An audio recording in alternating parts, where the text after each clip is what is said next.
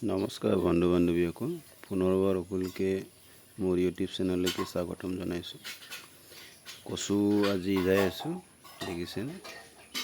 কচু গাহৰিৰ প্ৰিয় খাদ্য। ইয়াত প্ৰচুৰ পৰিমাণে আইৰণ পোৱা যায়। গাহৰিৰ দানাৰ লগত মিক্সাৰ কৰি ইয়াক দিব পাৰে আৰু গাহৰি কিনা দানাৰ পৰা কিছু পৰিমাণে খৰচৰ পৰিমাণটো কমি আহে। সেইকাৰণে গাহৰিক খুৱাব লাগে, এনেকৈ যাব লাগিব, ধুনীয়াকৈ যাব লাগিব। তাৰপিছত গাহৰিক দিব দানাৰ লগত। চেনেলটো ছাবস্ক্ৰাইব কৰিব, লাইক কৰিব আৰু কমেণ্ট কৰিব আৰু সকলোলৈকে শ্বেয়াৰ কৰিব বুলি আশা থাকিল। ধন্যবাদ।